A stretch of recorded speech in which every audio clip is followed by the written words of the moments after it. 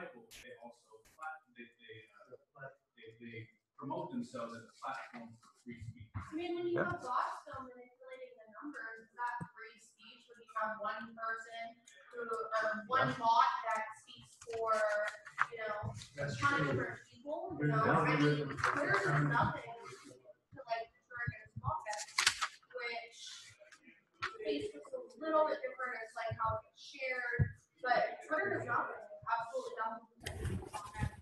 And those aren't people, that is one person, a ton of people, and that's how we are going to be able to see it. Yes, I mean, I think we're living through, you know, newspapers have gone, television's going down, and the social media are affecting everybody the way the news used to, and we're trying to figure out what the rules are. But certainly, I like Matthew Prince, the CEO of Cloudflare, because this is the issue that we're not became friends over, because he refused to filter offensive content on Cloudflare. What happened? Malware, stolen data, hacking tools, and he said, no, I'm just going to not censor the internet. Anybody, no matter what they have, they can run through my service, and I'll just filter out the attacks, and everybody can see what you're saying, because it's just simpler to have free speech. And I said, he's doing the right thing. I would not pay my staff to try to censor the internet. This is going nowhere good. So he said, well, they said, you're both evil. So I said, well, since we're evil, let's have lunch. We became pals. And you know, he's still there. And he finally took off one of the Nazi sites like about 9 months ago. He said, I got up in the morning. I said, all right, I've had it. I'm taking them down. And then he said, I really don't like doing this. I really don't think I should have this power. I really think there should be some kind of court or process or something to determine what gets taken down, but nobody has any idea what that should be. So right now it's a few people running these companies that decide what we're going to see. And of course, that's what it always was on TV. When after it was three big companies, ABC, NBC, and CBS, the people running those just decided what you'd see. So it's, and the newspapers. And I remember when I was a kid, I was interested in Wild West, and I looked at Wyatt Earp and stuff, and you can't have any clue what happened to Wyatt Earp and Doc Holliday. There were like 3 different newspapers that totally lied in different ways. There's no record that isn't completely lies, so God only knows what happened. Yeah.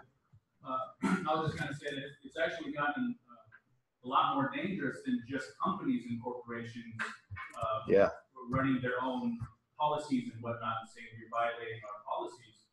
It's actually gone up higher to banks and credit card companies that actually give the service to these websites and these servers that are saying, we have our own policies. We don't want that occurring. So even if you were to open a platform that says, you know what, free for all, free speech, so long as you're not advocating violence or riots, and that's like we get taken down to do pressure from the banks. No, you're absolutely right. The corporations affect especially the TV news, but I think now these two, that's why it's really hard. That's why I really think the simplest rule is just everybody gets to talk whatever they want. But anyway. Right. Well, why do you keep bringing out?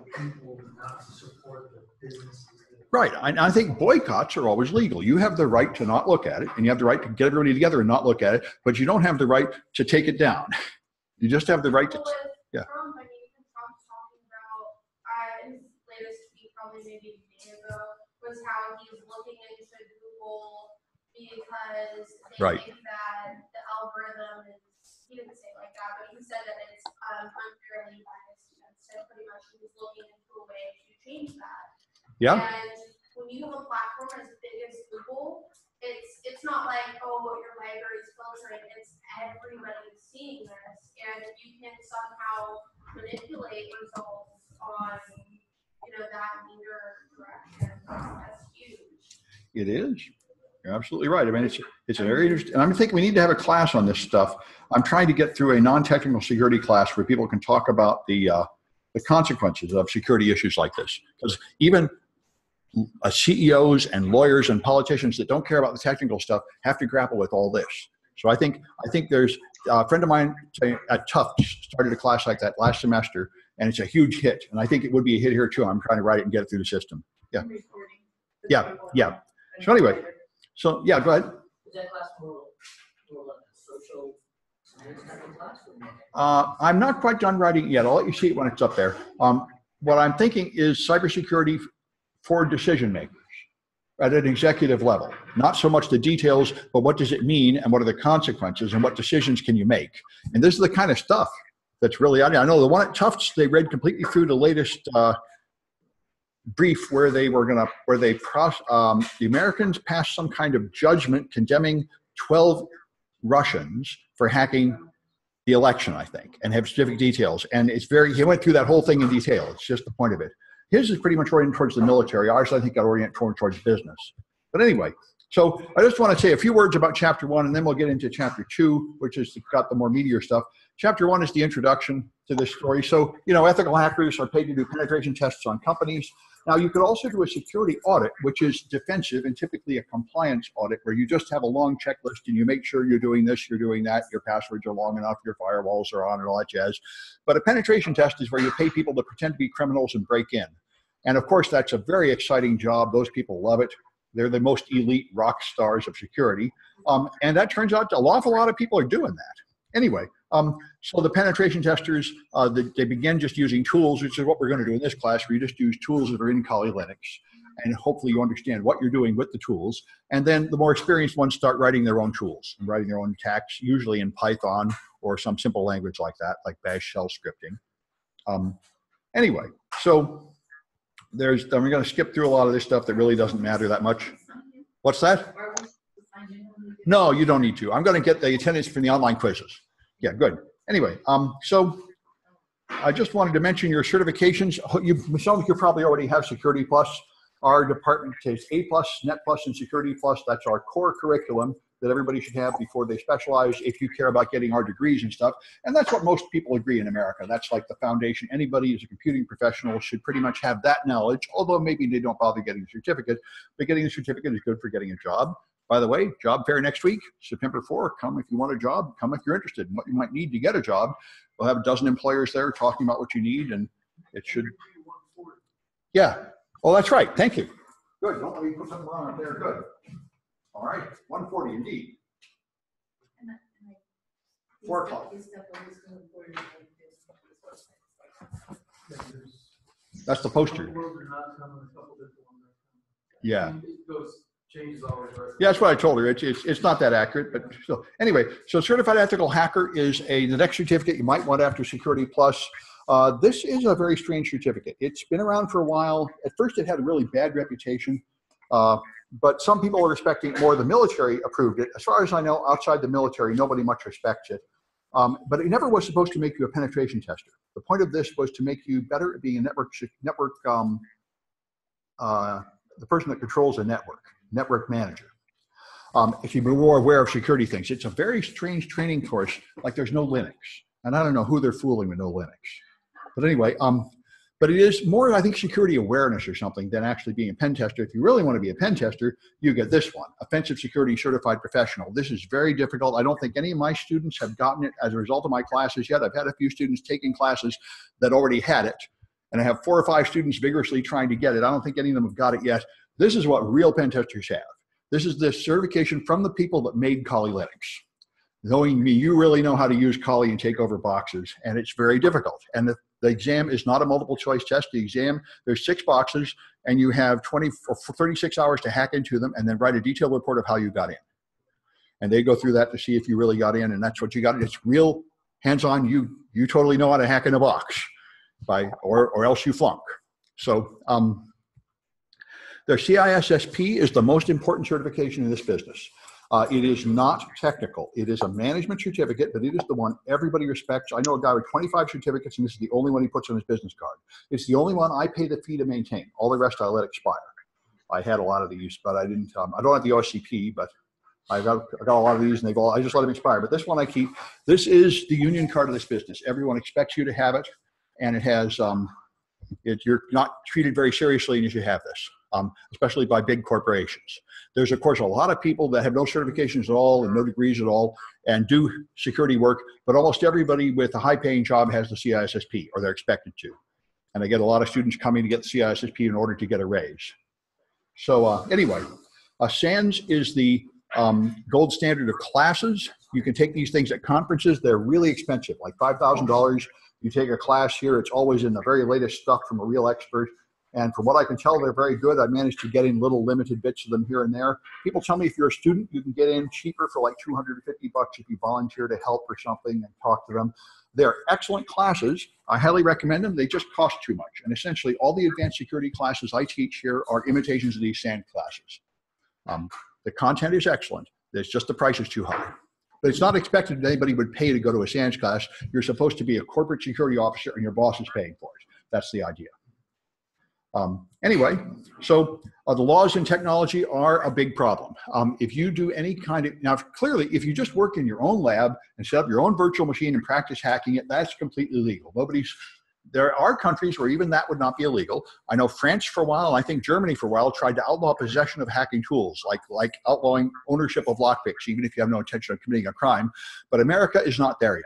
It is totally legal to have things like Kali Linux and practice hacking in your own virtual machines. But if you do anything to anybody else, even if it's research and you don't regard yourself as hurting anybody, it's probably not legal. And this means all research that involves like how many companies are vulnerable, how many people have the version of something, this place has a problem, so I'll tell them about it without first getting a contract from them, agreeing to let me test their security. All that is technically illegal. A lot of it goes on. Many major universities scan the entire internet for vulnerabilities every hour. I did it for a while, then I got in some trouble and I decided I better not do it. And then I realized I'm just being an idiot to be so squeamish about it. It's tough. It's a difficult business. And if you do anything public. Yeah. So it's better to have a contract with that company. Of course. Yeah. In fact, that's been the standard is you don't do anything, any assessment at all against a company until you have a contract and they're paying you for a test. But then how being are supposed to learn? So that gives the bad guys an advantage because they get to practice. And the good guys don't.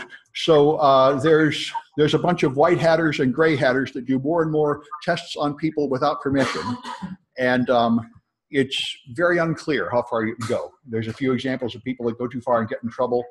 And this is why every company has a bunch of people constantly probing your network, constantly coming in, and a steady stream of emails from people saying there's a problem with your website and saying you better pay them and let them fix it and sort of irritating you. So if you have a serious disclosure, it's hard to get attention because there's a background noise of punks and troublemakers clouding up the communication channels. And nobody quite knows where to do with that. So anyway, I don't think any tools are intrinsically illegal in America, even if you invent a zero-day attack. Port scanning is apparently legal. And also using someone's unencrypted wireless network without their permission is also legal. No one's ever been able to punish anybody for that or doing a port scan. Those are mild uses of somebody else's computing resources that do no particular harm. And I don't think anyone's ever been punished for doing them.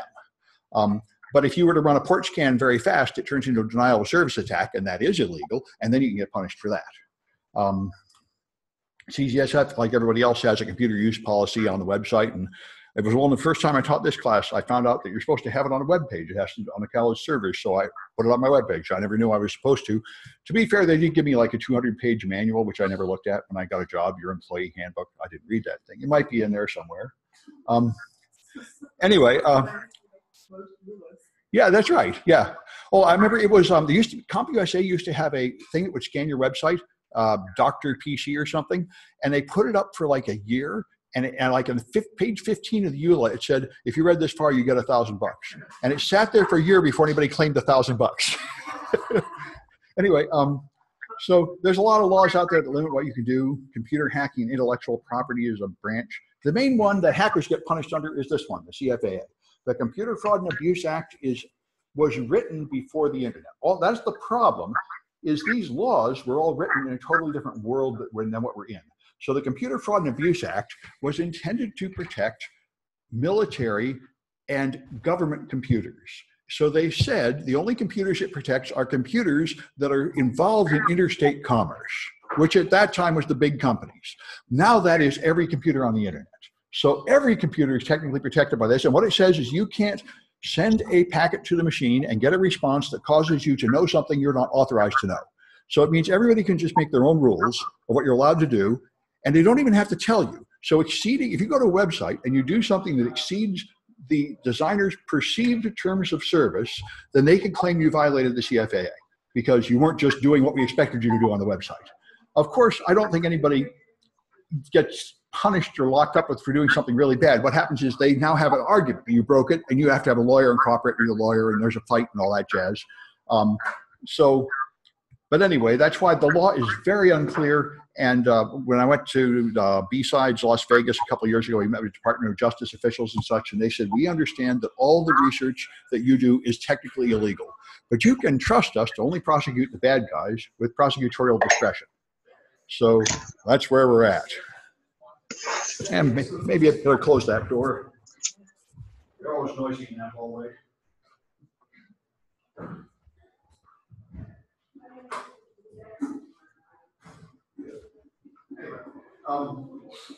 So there's other laws here. There's the Patriot Act, of course, which greatly lowered your protection from search and seizure in cases of terrorism. And unfortunately, in practice, is applied to many things that are not terrorism. We now have the madness of parallel reconstruction. The NSA is listening to phone calls involving foreigners, and then they find out something like a drug deal has nothing to do with terrorism. So they tip off the FBI, and the FBI can now prosecute that person, but they cannot admit in court where the evidence came from. So they make up a fictional story saying they had an informer that doesn't exist that told them, and they tell that to the jury with the blessing of the judge, and that's called parallel reconstruction.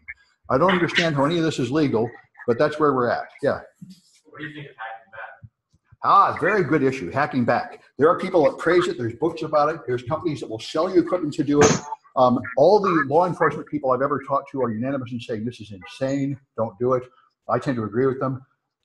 There's many, many problems. The simplest one is it's absolutely fundamentally illegal. It's like getting a gun and shooting people that are threatening you on the street. There's now a stand your ground law that gives you some option to do that, but in general, you're not allowed to do that. Like Find My iPhone. You turn it on, somebody steals your iPhone, you find out they're in the house. You aren't allowed to like knock down the door, beat them up, and take your iPhone back. Just the fact that you have evidence that somebody else committed a crime does not make it legal for you to commit a crime. So it's very strange. As far as I know, nobody seriously hacks back. The only people who are authorized to hack back is the military and the cops. There's a bill now that's been around for, it's been passed around for a couple of years. Yeah, stand your ground law on the internet. Yeah, from like the representative from Georgia. Yeah, well, there are certainly some people that think hacking back sounds wonderful. Then there's another problem, which is attribution. You never really know who's hacking you because they might just take over someone else's machine and hack you. So when you punch back, you're probably just hitting another innocent victim. So that's another reason why you probably don't want to be doing it. Yeah. Another thing too is once you start hacking back, you have to be the target of somebody else. Of course. But of course, you know, by the way, it happens all the time. Cloudflare even did it. Cloudflare was hit with several times. Cloudflare protects companies from denial of service attacks, and they got hit with the largest denial of service attack in history many times. And one of the times they got hit with one, they really couldn't fight it back, and they couldn't find a way to stop it. And one of the people there wrote a little code and said, I could easily bounce this back at the attacker and take them down. H.G. Moore did that and talked about it. The guy that wrote Metasploit, he did that. He rerouted his DNS to point back to the attacker so he'd take himself down. And this is done, and Google did it. When China hacked Google in 2010 in Christmas, they found this malware on their system that was sending their secrets back to China. So they went and hacked into that server and stole it all back. And then they found everybody else's stuff and stole it. And they called Microsoft and Adobe, and everybody said, we found your stuff on the Chinese server. They've hacked all you too. That was all illegal on Google's part. And the Secret Service agents I talked to around at that time said, we told Google not to do it. But they didn't attempt to prosecute them for doing it because there really is no court. But it seems like it's something madness. That's done quietly and no one talks about it. It's like you bill. Occasionally people talk about who backs it, who supports it. He's like, eventually they'll come out. It absolutely happens all the time. I mean, Google did it and talked about it, and nothing happened. Although what they did was just as illegal as what the Chinese did. It's the Wild West out there, and the law is just like running around behind picking up the crumbs. It's mostly just a bunch of gunslingers blowing each other away on the internet, at least across national boundaries. Anyway, so certainly using somebody else's computer without their permission is illegal, violating the Computer Fraud and Abuse Act.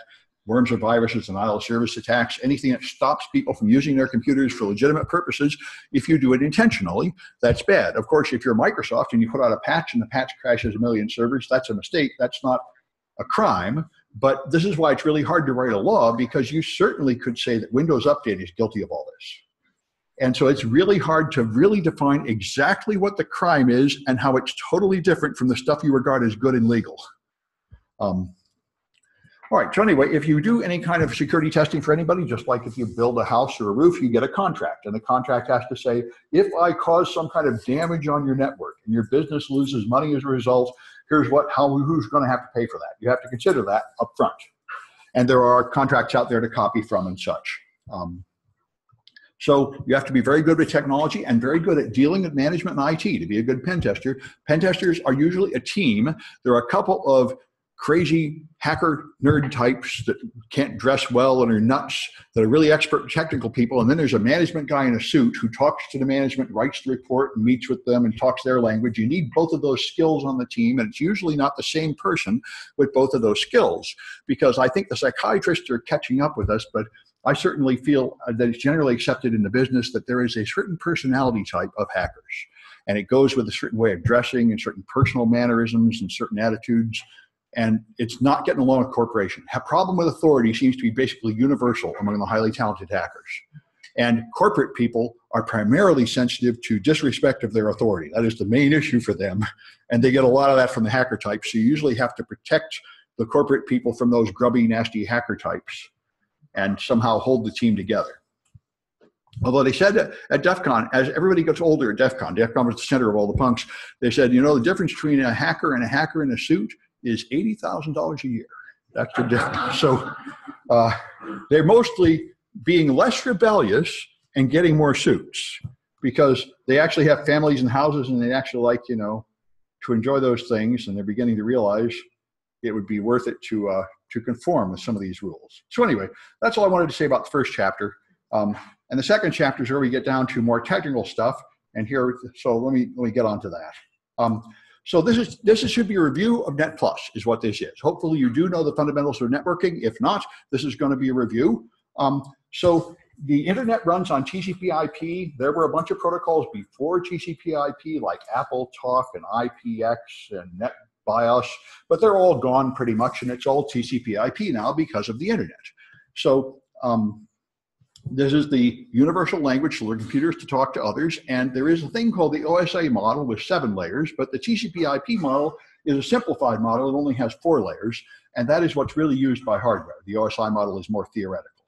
So at the top, the application layer is where things are understandable by humans, and this is where normal users spend all their time. They open a browser, they see a picture, they write an email, they click send, it magically goes out the packets, out the wire to somebody else. They don't really know or understand or care what happens to make that happen. Somehow the email gets to the other end and the other person reads it.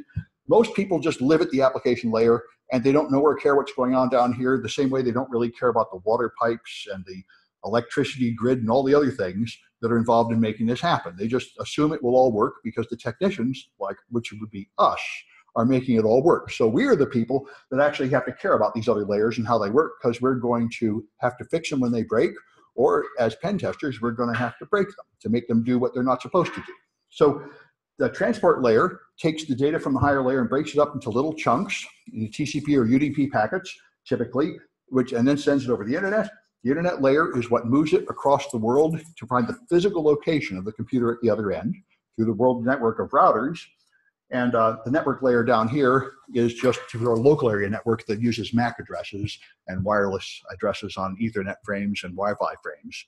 And that's the general structure of it all. So the application layer has the protocols humans see, like HTTP for websites and SMTP for email and SSH and FTP and Telnet. Those are all application layer protocols that carry human readable data that's carried on those other things that are all filled with binary addresses that normal humans don't understand. And so there's a bunch of these protocols. All right, transport layer makes there are other transport layer protocols, but by the most popular ones are TCP and UDP, and by far TCP is the most popular one. Something like 99% of all the data on the internet is going by TCP. TCP is a slow and high effort protocol because TCP makes sure that the data gets there. So before you even talk to anybody, you have to have a handshake. You send a SYN to the server at the other end. It has to reply with a SYN ACK, and you apply with an ACK. Then you send some data, and you get an ACK back saying it got there. And you send some more data, and you get an ACK back. And if you don't get an ACK, you resend the data. So when you send something, it's like post office with a return receipt on it. You know it got there. That's normally what you want. You want to make sure it really got there. Somebody was really listening. It got there completely intact. No parts were missing. That's what TCP gives you. But that means it's slow because both sides spend a long time waiting for things. You send some stuff, you wait for acknowledgement, you send a probe, you wait for the rest of the handshake. A lot of times the computers at both ends are just sitting there waiting for the other computer to do something. That also means it has flow control. If I'm Google and I have a massive server farm with tons of bandwidth, and I And on the other end, I'm a cell phone. I have one little weak processor on a crappy wireless network that drops half the packets. Google will send me a little bit of data and then wait for me to say I got it before it sends me any more. So I have flow control. If I could only process it very slowly, Google will slow down to my speed automatically with TCP. It won't keep flooding you with data that you're not ready for. UDP is the opposite. UDP just spits stuff out with complete disregard for whether anybody's listening or rate control or anything. It just spits it out like broadcast TV and radio. There's just a TV spewing out data, and if you tune in, you see it, and if you don't tune in, you don't see it, and that's all. The sender doesn't know or care whether you're getting it or not. All right, so the TCP header has a bunch of data. This is straight from the RFCs. The internet is defined by RFCs. This is an introduction to the strange culture of the internet. Nothing is ever finished on the internet. Nothing is ever even declared to be a rule or anything. What happens is the IEEE and a few other committees of people, mostly unpaid, meet and decide on something they like TCP or ICMP or IP or ping or something. And they say, we like this, we think this would be great. And they publish a thing called a request for comment, which means here is something we propose that people might want to use, and we invite comment. And there's constantly updates and changes and replacements to it all, and nobody is obligated to obey any of it. So nobody actually obeys any of the RFCs with any great accuracy. But technically, it's what a whole bunch of academic types thought would be the most smart thing to do. And such, there was an RFC that defines what TCP should be. And this is straight from the RFC. Yeah? Well, it works well enough that things interoperate. It does more, well, it does approximately work where things interoperate, but there are a lot of famous examples of it breaking down. For example, Microsoft was famous for just ignoring the standards and doing things wrong until about when Vista came out. Internet Explorer was just amazing. It totally did not obey any of the rules of the internet. It was just appalling because when Microsoft had like 99% of the market, they just didn't care. So they just made up tags, put them in Internet Explorer and said, we are the standard. These idiots can just talk till they're blue in the face with their stupid Linux standards. We're going to do whatever we want to do, and everybody will just have to use IE. And, but eventually, they kind of shaped up after the big lawsuit. Anyway, so TCP, you got a source port and a destination port, 16 bits long each. You got a sequence and acknowledgement number that are used to reorder the packets, because if you have a big file, it has to come in many packets and be reassembled. And this tells you the starting byte of the data. Then you've got a couple of fields you don't care about much. Here's the flags: SYN, ACK, push, fin, urgent, reset. These are control signals. The SYN, SYNAC, ACK, or the handshake. A reset cancels the transmission in progress, saying I give up, the browser has been closed, and so on. Then you have a window size. That determines how much data is sent before you get an acknowledgement. So if you're on a reliable network and the data gets through with a very high probability, then you increase the window size. So you take a lot of data and get an acknowledgement. Then you don't waste as much time waiting for acknowledgements. If the network is lossy, then you lower the window size. This is actually extremely important. If you used Windows XP on a local area network and you shared a file and dragged a file from one machine to another, it would move at 10% of the line speed, because its handling of window size in the file sharing protocol was so inefficient that it wasted 90% of the bandwidth of the network. They finally improved it in Vista. Microsoft rewrote the entire stack for their file sharing protocol to fix this, but it was so buggy that it would spend like 3 minutes calculating and then move the file quickly, so it wasn't really any faster. But by the time Windows 7 came out, it actually worked, and Windows 7 actually moves this stuff at 90% of the line speed. But it turns out, anyway, like I say, that window size turns out to matter a lot more than you might think it does. If you choose it inefficiently, then both sides spend a long time waiting for acknowledgements that you don't really need to go back and forth. Then you've got some other stuff here, and you have a field for options that would let you add more things that's very rarely used. And then you have data down here. So you have some overhead, like the outside of an envelope, the addressing, and then you have the data in there that's carried. So these are the critical things. You have an initial sequence number, which leads to a vulnerability we'll talk about, and synchronize, acknowledgement, and reset, and fin are the common ones you use here. Fin is a normal end of transmission because we're done. Reset cancels the transmission in progress, saying we gave up. That's what the Great Firewall of China does. The Great Firewall of China is very nice and does not foul up the whole internet, which is more than you can say for Bangladesh. But the Great Firewall of China, and by the way, Comcast's BitTorrent filter that they turned on for about 6 months, about 4 years ago before they got caught. They tried to block everyone's BitTorrent, and then when they tried to lie about it, and when they totally got caught, they had to knock it off. But China, if you connect to something you're not allowed to see in China, like Google, you send a SYN to Google, Google sends a SYN-ACK back to you, and the Great Firewall on your behalf sends a reset. Oh no, they decided not to look at Google. Never mind. And so if you wish to serve subversive content to people inside China, all you have to do is set your firewall to block reset packets. And the Great Firewall will let your stuff through, at least as of a few years ago. Now, when I went to China, I found what everyone told me. They're not messing around with the Great Wall. It's got AI now. It is getting really smart. And if you do anything to get through the Great Wall, which I tried like 5 or 6 different kinds of VPN, it'll work for about 30 seconds and then you're dead. It's smart, it's learning. They are very vigorously updating it. So it's probably more complicated than that now. But the good thing about sending resets is it doesn't foul up the whole internet. It just breaks that one connection. So as far as Google's concerned, it doesn't foul up their ability to service other people. That's the most polite way to block something. Anyway, so the ISN is the first sequence number that starts a connection. It's a 32-bit number. And long ago, like in the days of Windows 95, it just started at 0 and counted up. So this means you can predict this number, and that's what a lot of people used to hack into servers at that time. It's one of Kevin Mitnick's tricks, back when he was the #1 wanted hacker in the 90s. You would connect, you would call up a server administrator and harass him and say, dude, I just hacked your website, ha, ha, ha. Then you would ping the server and look at the ISN of the synchronization number, the packet that came back, because you know he's going to log in right now to check his server. So you wait, but you can predict what the numbers are of his packets. So after he logs in, you send packets with a sequence number in his stream. Now here's another horrible thing about all networks. Networks make duplicate packets all the time. It is frequently the case that you send a packet and for some reason 2 copies of that packet hit the destination at different times because it's waiting in a queue or resent. So it is very common that 2 packets will come in that are really the same. So the server will just take the first TCP packet with the right port number and accept it, and the next one will just be violently thrown away. So if you can predict the sequence number, you can hijack a session in progress. So you wait for him to log in, you take over his session, now you're him, now you deface his website. And that was the ISN prediction attack. It was one form of session hijacking, and the simple fix for that is to just make the ISNs random, and it hasn't been possible in 15 or 20 years to really do that practically for that reason. Yeah? It's not possible now, is it? No, only if you're using really old stuff, because it was very easy to fix. Everybody just switched the ISN, instead of just starting at 0 and counting up, just started a random number. And that's why if you run an Nmap scan, it'll tell you difficulty of ISN prediction, and it's always good luck.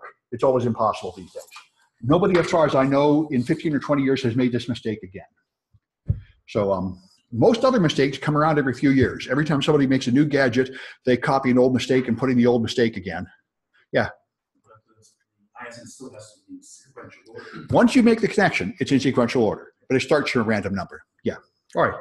So your port is a 16-bit number. There are 65,000 ports. This is just another address in your packet, and that's so many people can be talking to the same server at the same time. They each have their own IP address and their own port, so all the traffic is sorted. They're all going down the same physical wire, but they are sorted by address, so it's as if each of you had your own cable leading to Google. So you can block ports. This is what the first generation of firewalls did. They would just block certain ports. So you can block, like if your server is listening on port 80 and 443 because it's an email server, what you ought to do is block every other port. And if somebody tries to listen on some other port on your server because they've installed malware or they're putting on a game or something, it won't get through because you only let those ports through. That's what you should do just for basic network control at every network. It doesn't really protect you very much because all modern malware will just listen on 80 or 443 or something, but it will stop you from a really old generation of attacks where people would actually listen on stupid ports like 31337 and stuff back in the days of back orifice and stuff.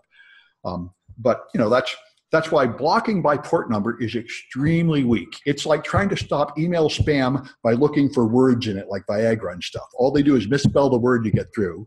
So that will only stop the weakest attacker. But it is one layer of defense to block by port number. The first 1,023 ports are called well-known. That's the official term.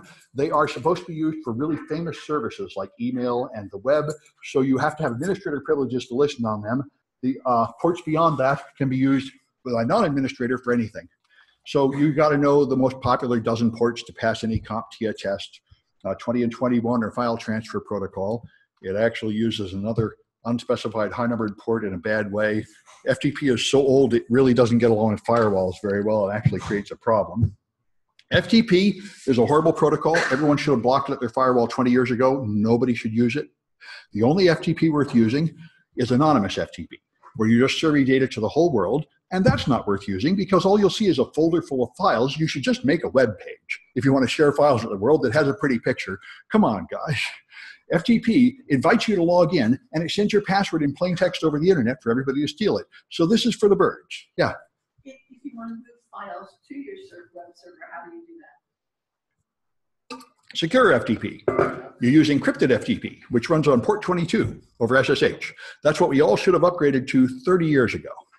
And amazing, Telnet and FTP are relics from before the internet, and they should have been abandoned around 1980. Yeah. I went to the internet or the ISBN or whatever. Yeah. I was in the book to like read about but yeah, they were using HTTP. Right. And now HTTP is not usually so bad because you don't log in over it. So I mean, HTTP was considered until about this year to be okay unless you're logging in. Now it is marked as a vulnerability just to use HTTP at all, just this year, because of another attack. And I don't have beef set up, but it's fun. My site is HTTPS, for example. Even though there's no login and no secrets on here, every site should be HTTPS, because if you have an HTTP site, like I have one that's HTTP here for students to hack into, and it's not working. Well, that's another issue. Anyway, Bing, I don't even think Bing is insecure anymore. It used to be. Even they've gone to a secure site. But anyway, HTTP. BBC. What is? BBC. BBC. Okay, good. Good, thank you. Okay, so here's an HTTP site. So now your browser will warn you not secure. The problem is, of course, I'm just looking at the news. It's not personal. Who cares? But the problem is, if it's not secure, I don't know who this person is at all. It could be any other server serving up this page, and anybody between me and the server could be adding extra code to the page and running exploits in my browser, and they do. And you have no protection if it's not HTTPS. That's why people should knock off using HTTP, and that's why browsers this month have begun doing this, saying this is not safe. Everybody should not even be looking at these sites. They should all go to HTTPS. Yeah. You had two questions. If you enter HTTPS BBC.com, will that make it? Some sites have it, but not this one. They would have to set it up at the server. And yeah. Oh, sorry. No, go ahead. Okay, good. Why haven't they grabbed? Well, it is a little bit of work for the administrator. They have to read it takes maybe half an hour to set it up. It used to cost a bunch of money, but the free services to give you free certificates have been around for like 2 years now. So it's, if you use Cloudflare, you can set it up in like 1 minute for free. There's a bunch of services that will do it for you, but you know, the main reason, however, is if you are a company like the BBC and you have ads on your page, all your business partners have to upgrade too. That's why it is a problem if you're a huge company, because when I don't know if BBC has ads, but I know American like news agencies like CNN do. They'll rent out an ad, they'll rent out a space on the page, and that content is coming from somebody else's server. And this page is not secure unless every part of it is secure. So all your business partners have to upgrade too, and so that's going to slow them down. That's why, you know, it's probably not fair to just demand everybody do it like out of law or something, but the browser manufacturers are trying to shame people into it. They're now found they get fed up. Yeah.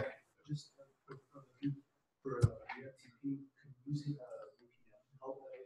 Yes, absolutely. If you use unencrypted, unsafe protocols like FTP and Telnet, but you use a virtual private network, that adds another layer of encryption on top of it that's under your control. So that's why it's a good idea to use a virtual private network, because it adds another layer of security, which you know is always there, and it will protect you from people just sniffing your traffic. These are very good questions. All right. Yeah. I was going to ask about the VPN thing. Is it worth using like NordVPN, Express VPN, HiMight, rear end, or is it worth making your own? It is a good technical exercise to make your own VPN. There are plenty of free VPN services out there. I don't bother. The only time I really care is when I'm in China. I'm trying to break the rules. A lot of people do. I mean, it technically adds a layer of encryption to what you're doing. In practice, I watch to make sure protocols are encrypted anyway. But I must say, I did get hacked at DEFCON, and I ended up on the wall of sheep. And if I had been using a VPN, it wouldn't have happened. So it would have been safer. I used HTTPS to use getting my Gmail at DEFCON. And I said, oh, I'll be fine, it's HTTPS. But I didn't realize the HTTPS that Gmail used at that time was not safe because they used it only during login. And after that, it went back to HTTP. So people stole my cookie and got in my account. And if I'd been using a VPN, that wouldn't have worked. So it is a good practice. I'm too lazy to do it, but you do in fact get hacked more if you don't do it. Yeah. Like you said, you got to dump some money in. Well, it wouldn't really cost. That's what people thought it used to be expensive, but Google moved to 100% HTTPS about 6 years ago, and they said it only cost 1% more. People thought it would double your cost of CPU, but it's not that much. And technically, your end is doing a little more work too to encrypt stuff, but it's not a lot. It's enough that you'll never notice it. Yeah.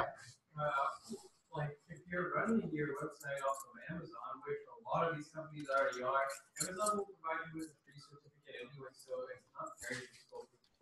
Yeah, I didn't know Amazon gives you a free certificate, but I know Cloudflare will. A lot of people will. Certificates used to cost like $400 a year, but starting about 4 years ago, they all decided we better just make them free. Now they're pretty much free. So it's really just that your staff can't be bothered to put it in, or that you have business relationships with other companies that don't want to upgrade. And that's a big problem. That's why, it's really not fair to you to upgrade like your blog and then yell at companies like Amazon and say they should do it, because they've got a whole nother level of difficulty to do it up there. Anyway, so port 25 sends email. Port 53 is super important. This resolves domain names. So it turns alphabetic domain names like ccsf.edu into numeric domain names. It's used constantly to look up every address you connect to. So if you monitor DNS traffic, you know what everybody is doing. And it is not encrypted and completely unsafe. It is easily tricked. It is easily monitored. And there is essentially nothing you can do about it.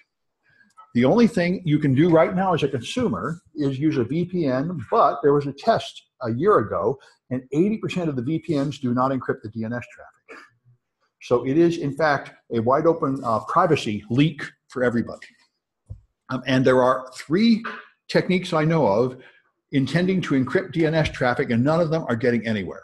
There's nothing you can install and use. I can't even put it in my DNS class yet. There's nothing that even works enough to give people for homework. It's just amazing how slow we are to fix this problem. Yeah. Do they not encrypt the DNS traffic? They're selling some VPNs still sell what, like some data? No, the VPN companies don't deliberately not encrypt your VPN. Most VPNs do not actually route 100% of your traffic through the VPN. They only catch the TCP traffic because of a configuration issue. That's all. They would really have to be a SOC proxies to catch it all, and most of them don't act that way. So it's easy. It's just that they're kind of sloppy in how they deploy the software. They don't think about the side channel, and the DNS resolution goes off to the side of the VPN. Yeah. Yes, it does. It means somebody had a chat online. Thank you for telling me. Let's see if I can bring it up. Here, chat. Okay. I thought DNS over TLS. DNS over TLS, there are several companies offering it. If you find a reliable way to do it, let me know. I saw some more news about it lately. I've tried it several times, and I haven't found anything. I would love to put it in my DNS class, and I will if I can find anything that a whole class of students can install and actually make work. All the stuff I've tried has been so buggy. But I think DNS over TLS is the one that's going to win, where you put DNS over the same HTTPS you'd use for web pages. That is turning out to be a popular solution, and I'm pretty much for that one. That makes sense. You don't really have to reinvent the wheel. Just encrypt it the same way you encrypt web pages. That would be a lot better. But right now, that is not happening to almost anybody's machine. 69 is another piece of nonsense. Trivial file transfer protocol. The point of this was to update the software in a router or a smartphone. And you're so lazy, you don't even want to log in over FTP. So you connect, you download the stuff, no encryption and no authentication, no password at all.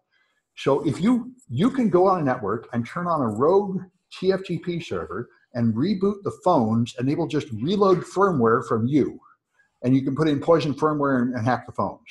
It's bloody amazing. And the point is this, like Telnet, like FTP, is so old it was supposed to work on a closed network where it was just your computers in the room with a cable going between them. Nobody thought about an intruder. These things are before the internet. And then ported to internet protocols where they're really unsafe. And that is the story of almost all security issues. There was a time in the dim, distant past when this was the best way to do the job, and then people just ported it into a much more complicated, dangerous world and keep using the unsafe thing. There's one very similar issue, is huge now, is open Amazon buckets.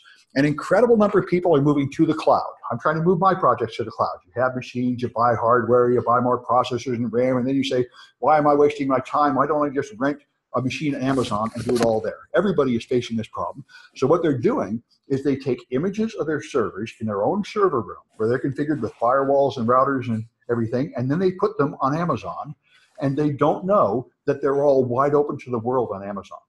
They don't recreate the network structure at Amazon, which is difficult. They just put each server up there, turn them on, and they work. So there's just an endless chain of huge data breaches where an entire server full of data, millions of records, is just wide open to the world because they just put it in the cloud. There's another similar issue. Your developers write code, and in the code they put passwords and certificates and secrets. And then a couple of years later, some other generation of people said, let's go open source and put that stuff on GitHub. And they just put all the code on GitHub without realizing it's full of secrets. So there's like 5,000 GitHub accounts with open Amazon credentials and everything else. It's just, this is the general, one of the big things that makes the internet so insecure is people keep developing something in a small context that's good enough, and then a later generation of people move that into a big world where it's not safe anymore without understanding the consequences of what they're doing. Yeah? Does the port 69 app still work? Yes. This is how Bugbear went on. In your days of Windows 2000, you could just infect machines over TFTP, even if they didn't open a web page or an email or anything. You could just send data right up the wire. And so that's why Microsoft added a firewall to Windows for the first time to stop this. And we're back to our response. Oh, yes. Good. Thank you. I took a class on Android IP support. Oh, good. He says Android has it. Good. I'm glad to see it. Thank you. I'll check that out. All right, good. Anyway, so there's a few more. Let me see if I can get this box off the screen now that I brought it up. All right, so port 80 is good old HTTP. 110 is used to receive email for the old POP3 system used by Outlook and Eudora and stuff. Not that popular anymore. Most everybody uses Outlook Web Access these days. 119 is network news transfer protocol for Usenet news, which is also pretty much historical, not that common. 135 and 139, though, are Microsoft remote procedure calls. These are the source of an endless chain of viruses and attacks. This is Microsoft service. One port is used to serve a whole library of services. On the same port, you can send a request for the catalog, and it will give you all the services sent on there. And almost all of these were developed for like DOS in local area networks and then just ported to the internet without re-examined. So there's been a ton of viruses using this. 135, 137, 139, and 445 all work together. You have to have them for Windows domain and file sharing to work, but you should block them at the border because there's so many vulnerabilities in those protocols. Anyway, 143 is IMAP, used for email by some clients, but not that much anymore. So let me see where my time is looking. Good, we're just about to the hour. I'm going to show you this, and then let me see where my iClickers are. They're right down there. Good, we're on track. Let me just point out the port numbers so you've seen them. So if I make some connections, let's first just see what this Mac has. Macs are very nice. They're Linux or the Unix. So it's each, so if I do netstat minus an pipe more, it'll show me my current network connections. So here's my local IP address and a local port number. Here's the foreign address. This is an HTTPS connection going to port 443 on some foreign server. Then I have many connections to different servers. This is my browser open to BBC and all those things. It's made many connections to 443, and each one has the same local address, but a different local port. That's how my machine shorts the traffic. And so if I make another one, I can do a telnet. I used to be able to do this. I don't know if Hill's still serving up telnet. I hope not. Nope. Oh, I don't have, that's right. You don't have telnet. That's a good idea. Let's try netcat. Telnet is 21, right? Is it 23? 23. Thank you. Good. 22. I have SSH. That's good. So I can connect on SSH. Let's see if I can connect on on 23. Nope. Okay, good. They finally blocked 23 at City College server. I'm glad to see it. But anyway, I got 22. So let's connect on 22. Then Netcat does the TCP handshake, and it's an SSH server. So now if I open up another window, and whoops, get rid of that, make it big, and do netstat -an pipe more, I should see a connection to 22, and there it is. I have an established connection to 22. That means it has done the SYNAC ACK. That's established. These closed wait mean it's been a long time since anything moved, and it's just timing out. And we'll be doing this in the projects where you make your own TCP connections by hand with Scapy and see how they go. But that's all I wanted to show you, how local and foreign ports look. And all right. And we'll be playing with Wireshark later. You can see the handshake in Wireshark, but we'll do that a little more later. I think now I'm just going to do some Cahoots, and then we'll take a break. So I should have my Cahoots up someplace. Maybe I'll just open them up again. So log in. Cahoots, good and tight. And that's right. I remember I made them favorites. I just noticed today there's favorites. So that saved me so much honey for my Cahoots. All right. So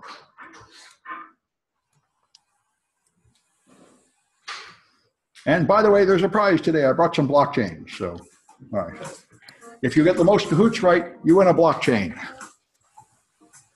These are the blockchains. I got these at DEFCON and they were a hit. Blockchains.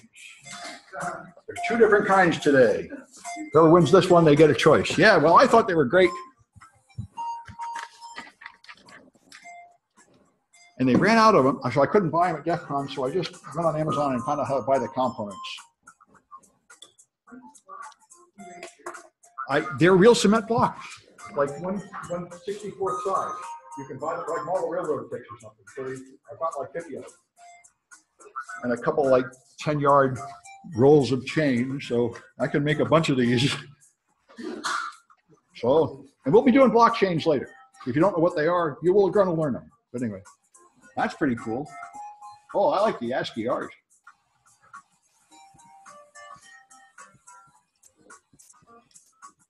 Good. Whoa.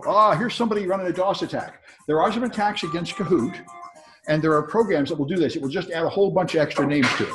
So it might freeze it up if they get too many, but it doesn't actually make you win, but you can easily write a script that will just log in a bunch of times. So yeah. Yeah, so we'll see. It looks like he's maybe going to foul it up, so we can't do it now. Yeah. Okay, I guess we'll have to do these later then, because there's no way for me to protect it. It's not on my server. But I knew this was possible. By the way, I could easily make a homework where you do that, but it would be technically illegal to crack Kahoot because it's out of control.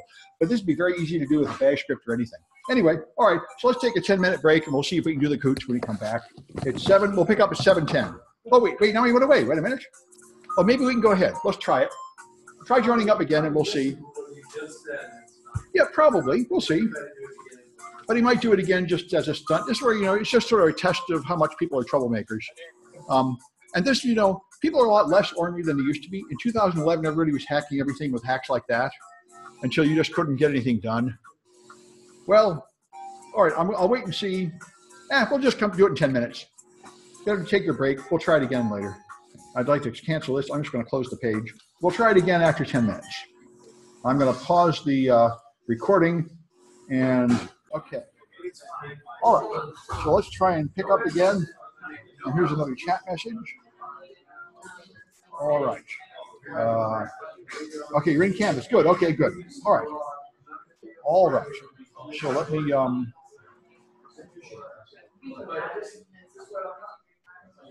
put it here actually. There.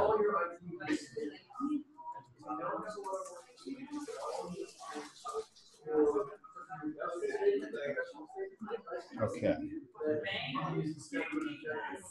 There we go. All right. All right, folks, let's start up again.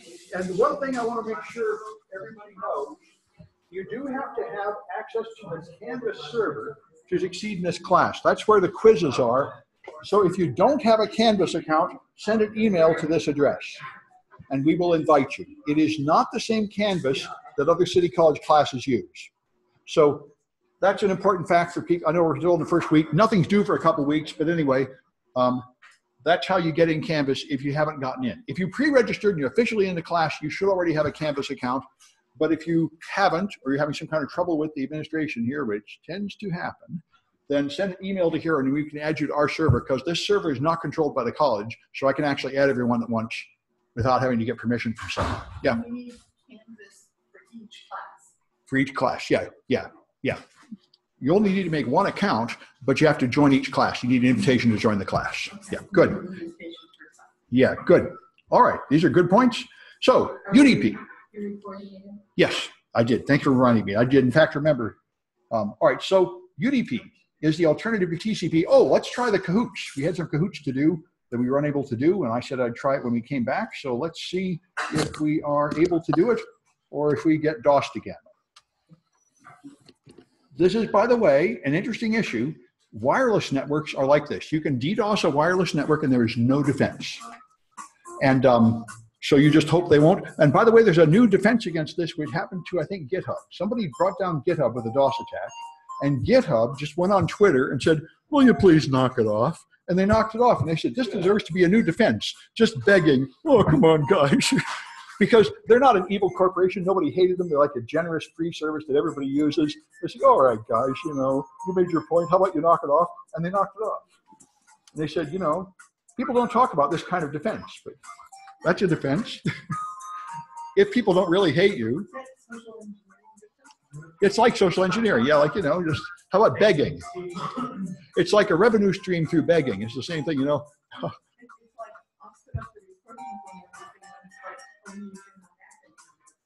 Of course, yeah. Anyway, I'll wait a few more seconds, see if we've got any more. By the way, this is one way I can control it. When I hit this, then no more people can add. So I'll wait another 5 seconds and hit it. Yeah. That's all right. Sorry? Oh, I think this will do. Oh, really? Let's give it a shot. Okay. So I can, if I browse to... But that's how you can overcome that, by starting it before the bad guy makes too many. So which layer uses IP addresses? Oh, okay. So, but it doesn't really impact anything, the application itself. If people can get into the application using the admin account, and they can still see if I can get a bag of volume, right? All right, it's actually the internet layer. People think it's the network layer because of the 7-layer OSI model, but in the TCPIP model, they call it the internet layer. So that's a little bit cruel, but that's the way it is. All right. So you send a SYN to a server that is listening. What do you get?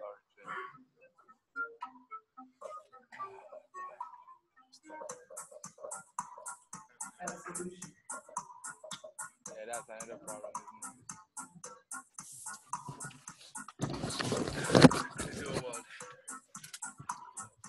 Not one of the choices. All right, you send a SYN, you get a SYN ACK. Then you apply ACK, and that is the handshake. This, by the way, is why you cannot do distributed reflected DOS over TCP. You cannot send the response to a third party. It has to come back to you because you have to complete the handshake. So one of the many security improvements of TCP over UDP is that you can only send data by TCP to someone who wants it. You can't send it to some third party that doesn't want it because they have to complete the handshake. All right. So, which protocol goes on port 80? That's the...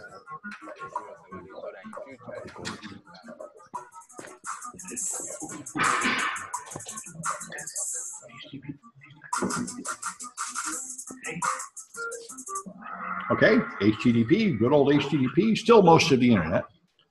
What goes on 25?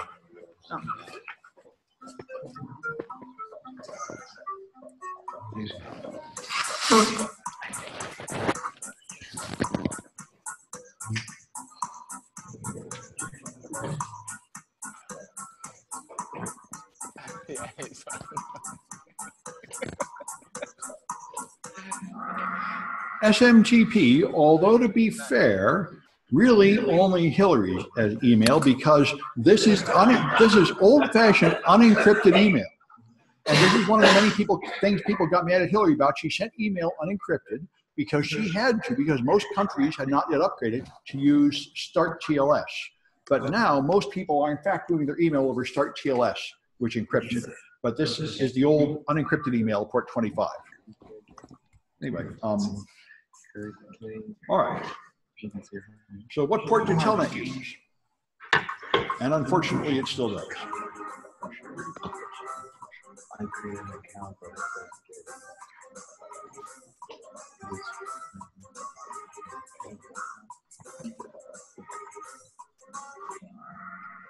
Has 23. All right. And which layer uses MAC addresses?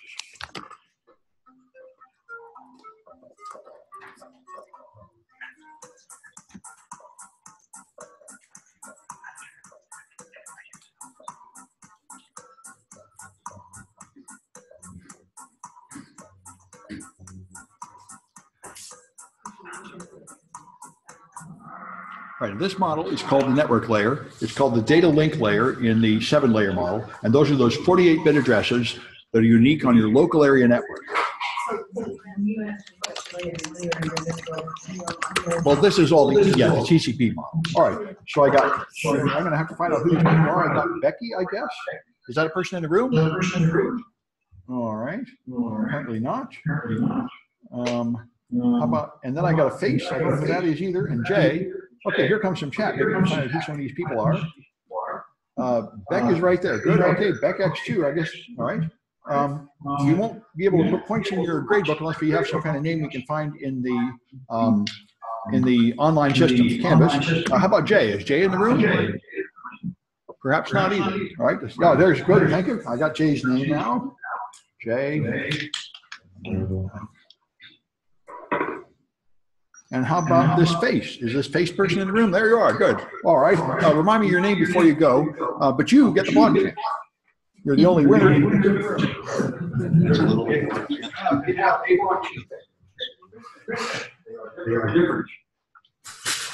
I'm always sketchy. All right. Good. All right. So, yeah, these poor people online, they don't get the blockchain because they must be present to win the physical object. All right, so UDP is fast, but what they call unreliable. Now, that does not mean that it typically fails to deliver the data. It just means it does not make sure the data got delivered. There are no receipts coming back. It just sprays it out at whatever speed it wants to. It's appropriate for something like a live news feed or security camera where you're just spraying out data and you don't care how many people are listening or whether they're listening. So it's much faster, much simpler, and they call this connectionless because it doesn't do a handshake. It doesn't keep track of whether the data is getting there. It just spews data out the wire. All right. What's that? Yeah, I got a cat coming. Yeah, let's see what happens up here. Right, somebody's mic is on. Yeah. Oh, that's right. Oh, I can silence people. Thank you for reminding me. I turned off my sound, but for you people, I should silence everybody, and there is some way to do that. I may not be able to find it. You see something? Audio options.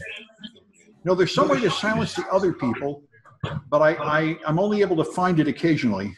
It's hidden somewhere in this mess.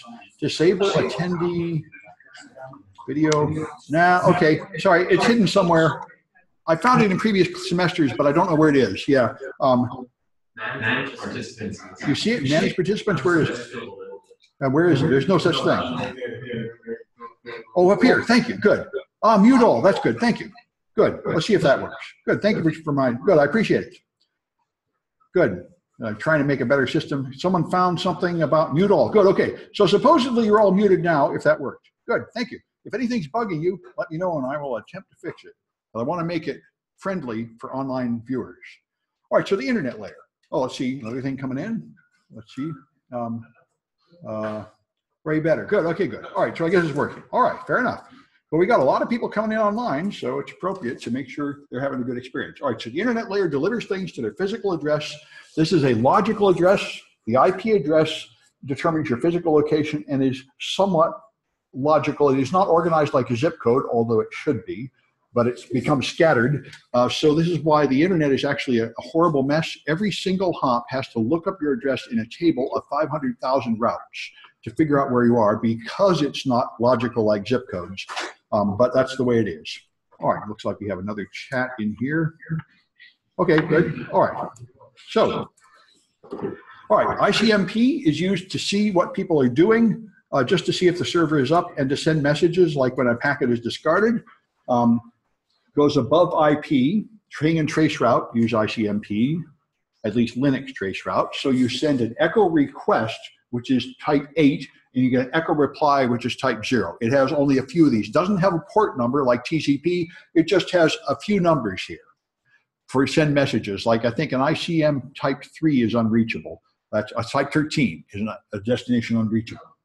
No, 3 is one, but I think there's also a 13, packet discarded because there's no route or something like that. Anyway, so it's very simple. You can see it in Wireshark. You send a ping, you get a reply, a very simple packet. And all right, we're not going to bother with this time, but I want to talk about a little bit of math. So IP addressing is a fine example of why things get complicated, because it has been through 4 revisions.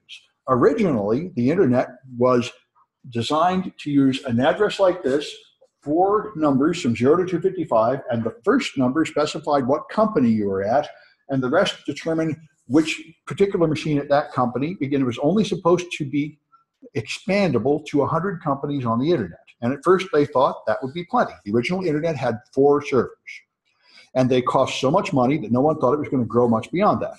So they rapidly figured out that was not going to work. So they expanded to class A, B, and C, which is no longer used, but it was used until 1993. And it remains as part of the backbone of the internet. So the first half of the addresses were called class A, and half of what's left was called class B, and half of what's left was called class C. And unfortunately, there was more stuff called class D and E, which is essentially never used, except by a couple of routing protocols. So this has the class A networks. There's only 127 of them, really 126, 16,000 class Bs, and 2 million class Cs. And so class A, the first byte determines the network, and you have 3 bytes to number the hosts. So this is for big companies like MIT and IBM that might, in principle, have 16 million addresses. Class B is what City College has. This is where your first 2 numbers determine the network, and you have 2 numbers to vary. So we have 65,000 addresses to number our boxes with, of which we are using 30. Almost nobody needs that many public addresses anymore. It's really kind of stupid. I've been trying to sell these for years. It'd be worth $1 million on the open market, but so far we haven't got, we can't exactly sell them. We don't exactly own them. They're sort of on loan from ICANN, and it's sort of tax money. It turns out to be more complicated to sell them than I had hoped. But anyway, class C is what most people have these days, because you only have 254 addresses locally, and 3 bytes determine where you are. 3 network bytes and 1 node byte. And so you can then, this system also ran out of addresses in 1993, so they upgraded to CIDR, classless internet domain routing, where you subnet it anywhere you want. So you have a slash number, and the slash determines how many 1s there are in the subnet mask. So a byte has 8 bits, so a class A, this is 8 1s, and all the rest is 0, so they call it a /8. This is 2 bytes with 8 1s each, so that's 16 1s, and this is 3 bytes, so that's 24 1s. So the old ones are now called /8, /16, and /24, because you can have 1s in between to get different sizes of networks. And it makes it possible to cut the internet into more pieces without wasting as many addresses. Because there are only 4 billion IP version 4 addresses, and there are now about 7 billion devices on the internet. So you can't number them all very well. And people have been very slow to move up to IP version 6, which expands the space. So they've done many, many revisions to IP version 4 to try to stretch the addresses out as far as possible. Yeah. Let's say, even though it's going to be a long time until everybody upgrades to version 6 of the internet protocol. Well, version 6 is now up to like 15% of all the backbone traffic. So almost everybody has some access to version 6 now, but a lot of people are still version 4. So for the next 10 or 20 years, we're going to be using both of them everywhere. Yeah. How much version 6 is in use depends on where you are in the world. It does, very much. This was early adopter territory. Not really, There are no. a lot more IPv4 addresses in this area than IPv6. You could, well, I don't know. Asia actually moved sooner because they ran out of IPv4 sooner. That was my point. They, yeah. Oh yeah, we had it. Yeah, we got enough V4s back when there were plenty. Other places like Asia didn't get enough and expanded very quickly, so they ran out totally and had to go to V6. That's right. Africa has tons of V4 because their internet is very primitive. They had an allocation of IPv4, and they have not expanded the internet to use them up at all. So one thing they could do is sell them for money, but that hasn't started happening yet. People will pay a lot for IPv4 addresses now, $11 each, because so many people have legacy infrastructure, and it's cheaper to buy addresses than to upgrade their stuff to IPv6. Anyway, so there's a subnet mask, which determines whether you move a packet on or not. And here's IP version 6. In IP version 6, you have addresses like this, 2001 C08, 3700, FFFF, long hexadecimal addresses. It's 4 times longer than IP version 4. So there are 256 billion addresses. So there's a lot of them, and we shouldn't have to run out of addresses anytime soon. It does, and hard to remember it, and so people probably use DNS names mostly. It also means there's a technique of, you may have heard a lot of people from like 20 years ago say, you should hide your IP address, then hackers can't find you. There's a lot of people who believe this. In IP version 4, you can't hide worth a damn. You can scan the entire IP version 4 address space in 1 hour on a fast network. But in IP version 6, you can actually hide. You cannot scan that space ever, not with all the computers in the world, not forever. So there's Joe Klein is a guy, a V6 security guy, and he's got a server running on V6. It's vulnerable, but he didn't publish the address, and nobody's found it yet. He's had it out there for years. You can actually hide in the V6 space. Of course, if you want anybody to use your server, you have to publish the address and the domain name, and then, of course, they can find it. But like Tor hidden services, which are the same thing on the internet, you can have those .onion addresses and put up some website that you don't want everybody to see, and if you don't hand out the address, nobody can find it. So I was just going to ask, what is something like Shodan do that scans everything? What Shodan does is it's like Google, but what Google does is it connects to a web page, downloads the web page, and reads the content. What Shodan does is like a port scan on the server, where it finds out what ports you open, and it gets the banners to say what versions of software it's running, and it indexes that. So it doesn't pay attention to the content, it pays attention to the versions of hardware and software that are running. That's all it does. But that is an interesting issue. All right, and all right, so I wanted to teach you a little bit of binary. Binary is good, clean fun. We'll do a little of this today. I made some games to try to teach binary one lesson at a time, imitating the Khan Academy, where people learn math without suffering greatly. So I just want to say a little bit. So in binary, you use zeros and ones, and you have 8 bits per byte. In hexadecimal, you group them in nibbles, 4 bits at a time. So there's 16 possible combinations. And so one letter encodes 4 bits. So 2 letters, 0 to 9 and A through F, encode a byte. This is the sweet spot. Hexadecimal, it makes it very, very easy to convert to decimal and very easy to convert to binary. So raw code, memory dumps, packets are all printed in hexadecimal, so it is very important to learn to read hexadecimal. It's the main language for communicating binary data to humans. And base 64 is used greatly on the internet because it all started from email. Email was printed in ASCII. ASCII is intended only to encode English letters, so it doesn't use the whole byte. It only uses the first 127 bits out of each byte, and the last bit is the parity bit to detect errors. So to move a binary file over ASCII, you have to encode it with letters, and the standard encoding is base 64. Let me just take a look at the chat message here. Later than I thought. Okay, back at the people are discussing IPv6 and all that. Yeah, no, IPv6 started, I think, in 2009, but it never really caught on. Yeah. Yeah, if you want to move a binary file through email, you have to encode it as letters. And the way you do it is base 64, and here's how it works. You use capital letters, lowercase letters, numbers with the 0 also, and plus and minus. So that's a total of 64 characters. So now you take the stream of bits and you take 6 bits at a time instead of 8 and encode them. So what happens is, if I have Oracle up here, O is this in ASCII, and R is that, and A is that, 8 bits at a time. You take the first 6 and put them here. You take the first 2 of that byte and the first 4 of that and put them here. take the last 4 of R and the first 2 of A and put them here. You break it up into groups of 6 bits. And there's only 64 ways to have 6 bits. It's 2 to the 6th. So these encode to letters. So Oracle in base 64 is T1JBQ0XF. And the base 64 takes 4 characters to encode 3 bytes. It makes your thing 33% bigger, but now it's all letters. And you can send it through a text-only medium like email. And this works for IP addresses and web addresses and a lot of things on the internet. And it's very commonly used to make things unreadable and hard to see. It's not encryption, because it's not like you've hidden this method. It's just a way where you can't just easily read it. You have to convert it back, but there's plenty of public tools to convert it back. There's no secrecy here. But you should learn how to spot base 64. Base 64 looks like this: letters, uppercase and lowercase, and numbers, and plus and minus, and often some equal signs at the end. That's what base 64 looks like, and you learn how to spot it. So I want to do a few Kahoots, and then we'll do some binary games. I think I'm going to, yeah, I'll do them in that order. That'll work. We'll do the Kahoots first, and then the first binary game. So this one's done. And here's the 2B. All right. So here's this one. And if I turn this on, they should be able to hear the glorious Kahoot music. There we are. Wow. 5-digit number.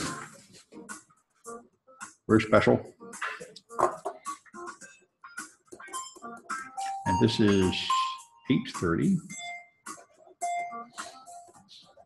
All right. All right. Hackor.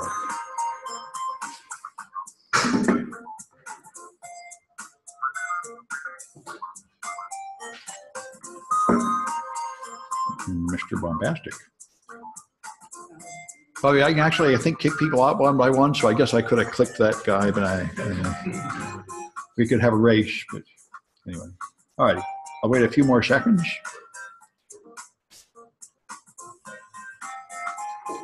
Looks like we got everybody. All right, 6 questions. How many bits does it take to encode ABCD in ASCII?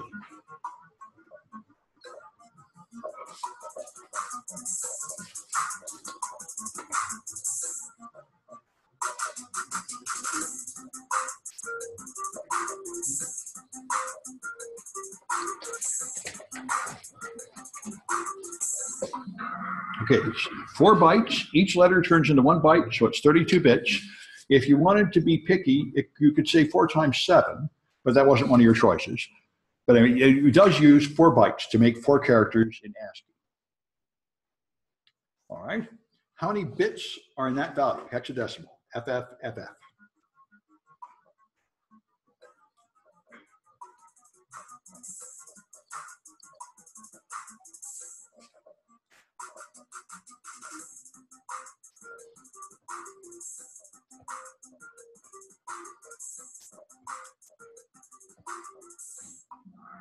Okay, it's 16 bits. Every letter is 4 bits.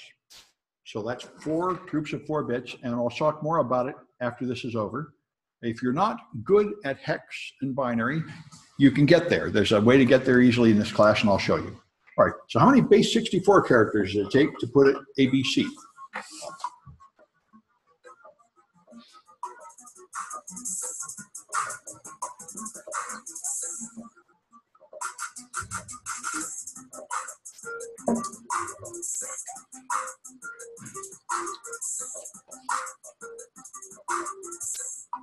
Okay, it's 4.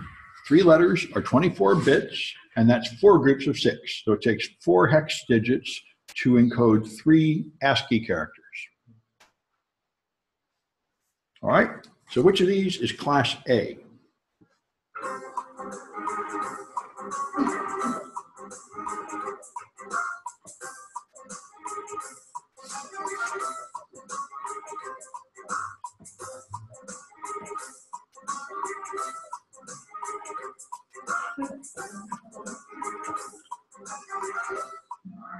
All right, that's class A. This is invalid. There are not 5 numbers. So 2345 is the Class A address up there. All right. All right. What protocol sends echo requests?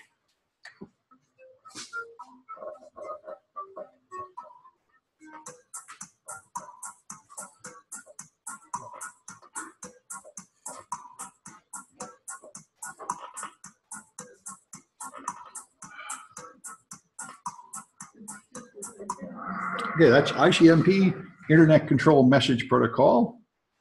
All right, so what's the network part of that address?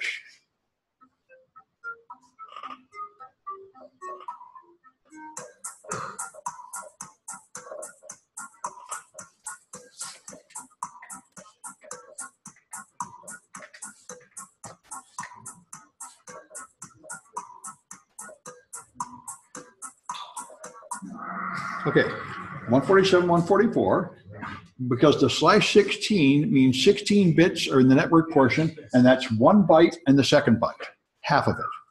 And if this is not clear to you, it will be. I'll show you how to get there. Because I see about half of you are not doing well in the binary, which is fine.